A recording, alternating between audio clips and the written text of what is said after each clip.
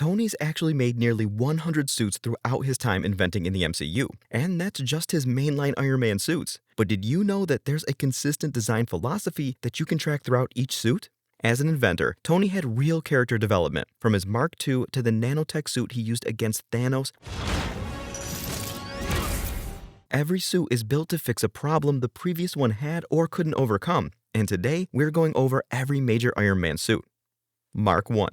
In a cave, with nothing but a box of scraps. Tony Stark created armor that no one had ever made before. The Mark I armor looked musty, unfinished, and really heavy, but it definitely got the job done. The Mark I gives Tony enough firepower and protection to fight his way out of the cave, tank gunfire, and survive long enough to escape the Ten Rings facility. It even had flamethrowers, which I'm surprised no other armor had. I'm also not sure how he built projectiles into this thing. After the escape, the suit is left behind in the desert, where Obadiah Stane later recovers its remains. He uses it as the foundation for the Ironmonger armor. And there's a lot of this in the MCU, people copying Tony. The man was just too good. Mark II. The Mark I was Tony working with limited resources. The Mark II is what he can do without any restrictions. This armor was the first to integrate Jarvis into it, as well as the first to have flight thrusters, repulsors, and the classic Iron Man look. But it had one fatal problem. At higher altitudes, it would freeze. This is why Tony retired it in favor of the Mark III, but the suit did see some use, mainly when James Rhodes used it to control a very drunk and out of it Tony. Put it down! No! Drop it, Tony! Take it! Mark III. So one thing worth noticing, each new suit fixes the problems of the previous one. In this case, the Mark III was made with gold titanium alloy, so it wouldn't freeze up high, but it's also the first suit made entirely for combat. Repulsors are fully integrated into the palms, the unibeam is installed in the chest, and the suit is outfitted with shoulder-mounted micro-missiles for additional firepower. This is the first suit that gave Tony Avengers-level combat potential. It does fall a little short against Obadiah Stane's improved Ironmonger armor, which was based on the remains of Mark I. It still performed brilliantly though, and it was the basis of his combat-based suits in the future. Mark IV. Remember that whole thing with the drunk armored-up Tony and Rhodes? Yeah, he was using the Mark IV. Unlike the other three, this one doesn't have any major improvements beyond upgraded weapons, but that's because Tony had hit a plateau with the Mark III. There wasn't much he could do beyond just simple improvements to durability and mobility. This is also the first time we really see Tony treating the suit as something he can live in, not just deploy during emergencies. He's flying around casually, using it for public appearances, even landing in the middle of events without the suit coming apart mid-flight.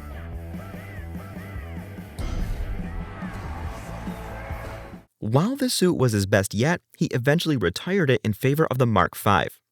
Mark V. So far, every suit has had one problem: portability. The Mark V is the first Iron Man armor that addresses that, literally being able to fold itself into a suitcase.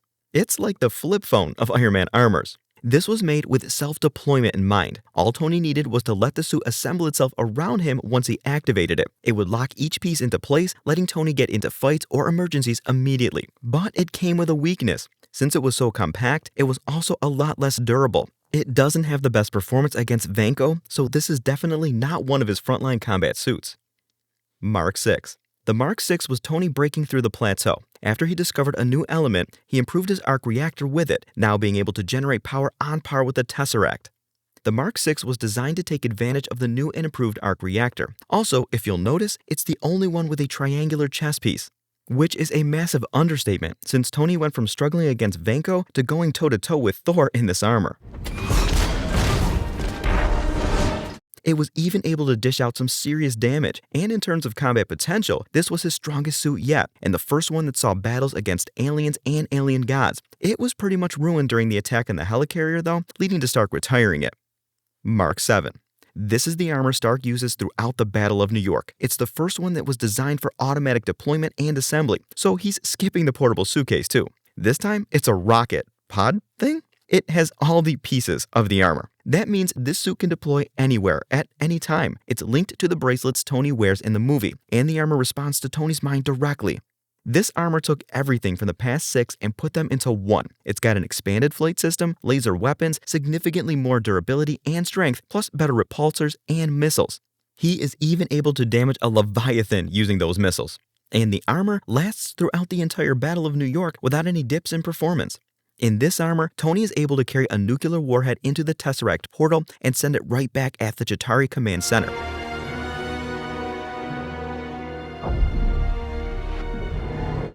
Although being so far out of range made the armor shut down. Iron Legion.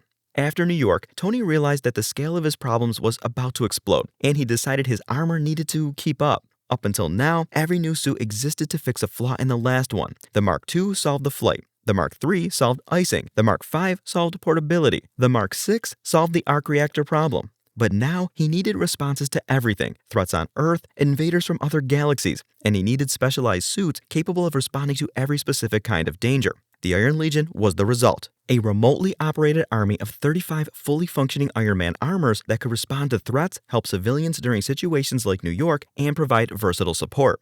This line covers Iron Man armors Mark 8 to Mark 42, although most of them are not given screen time in the movies. Each unit is equipped with repulsors, flight capability, and enough durability to operate in hazardous environments without putting civilians at risk. In the Legion, you have options for stealth like the Mark 15 Sneaky and the Mark 16 Nightclub. Same with the Mark 41 Bones. Specialized for agility, this is a lightweight suit that focuses on quick movement more than anything else. Can have people getting crushed under buildings. There's also this piece of work. I think that this was the inspiration for the Hulkbuster armors. Then you've got stuff like the Mark 17 Heartbreaker, which is just meant for kicking someone's ass and bombing them to nothing. Then there's the Mark 33 Silver Centurion, which can absorb incoming energy attacks, and the Mark 39 Star Boost, which is designed for space exploration. The Mark 37 Hammerhead is built for deep-sea environments, while the Mark 28 Jack can withstand heavy amounts of radiation. We also have the Mark 25, the Striker. This armor's whole thing is the twin jackhammer arms that it uses for either very painful punches or demolition and rescue work. And one with an Assassin's Creed-style hidden blade.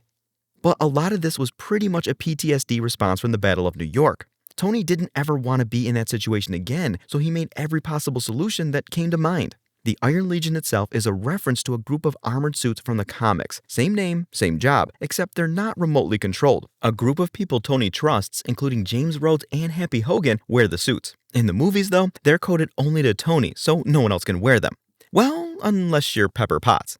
That's the Iron Man Mark 42, by the way, and the neat thing about that one, it responds to hand gestures. The armor itself is an overall improvement upon the technology introduced in the previous mainline Iron Man armors, but it never made it past the prototype stage. Ultimately, it was destroyed when Tony trapped Adrian with it, blowing him and the armor up.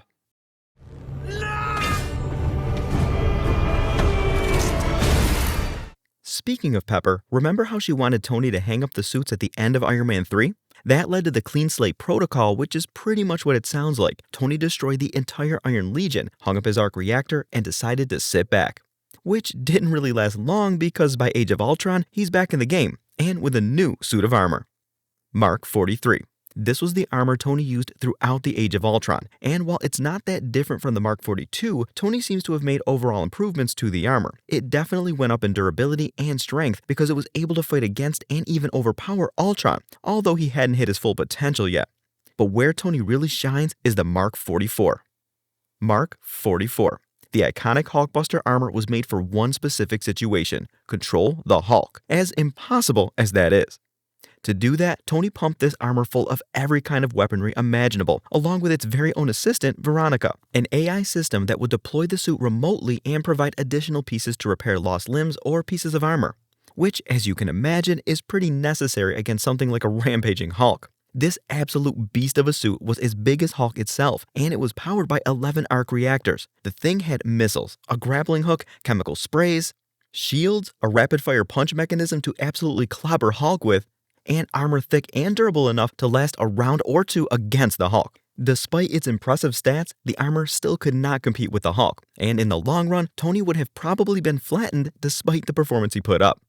Mark 45.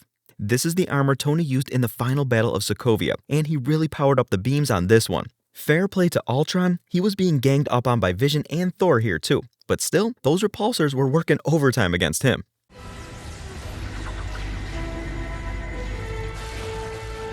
That's a vibranium body, by the way. More importantly, this suit is the first to use Friday as its AI system instead of Jarvis, who was used to create Vision. This is Tony's most complete suit so far, building upon 3 movies worth of experimenting with the Iron Man armors and all that he has learned up to the Age of Ultron. Mark 46. This is what Tony used in Civil War, and again, Tony seems to have hit the ceiling with how far he can push his armors. This one has multiple arc reactors, something he learned from the Hulkbuster armor, and a fair amount of new gadgets. But besides that, it's pretty much the same. It's probably a bit more durable though, since Cap and Bucky put it through a lot of punishment, especially with those shield attacks. The Mark 47 after this is pretty much the same thing with a different paint job. While we never see the Mark 48 or 49 officially named, it's very likely that the Mark 48 at least was the new Hulkbuster armor Bruce used in Infinity War. Mark 50. This is where Tony hits a breakthrough. Every single armor he has made up to this point has relied on deployment, either manual or automatic, and assembly. Tony refined the process to be quick enough to assemble around him before he could even fall to the ground, but he still took it a step further. The Mark 50 is the first armor that uses nanotechnology.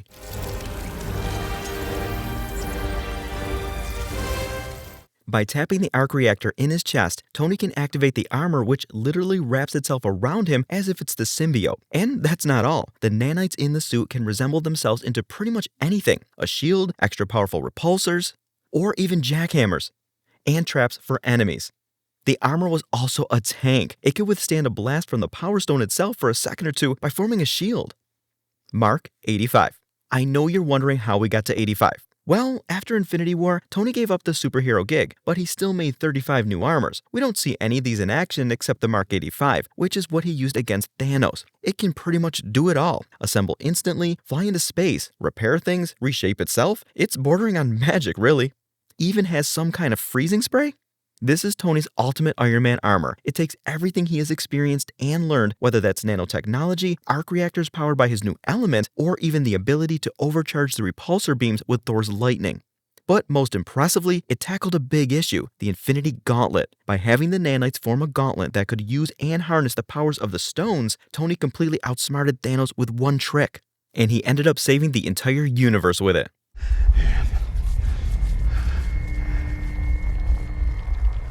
Iron Man. This was Tony at his most powerful, but it only lasted for one movie. It is actually insane to think about what Tony could have been with the Mark 85. The suit was the pinnacle of Stark technology, and it really put him on the same level as some of the heavy hitters in the MCU. It is by far the only piece of Earth tech that's been able to block a literal blast from the Power Stone. So, what do you think? Would Tony have peaked with this suit, or would he have found a way to go beyond even this level of power?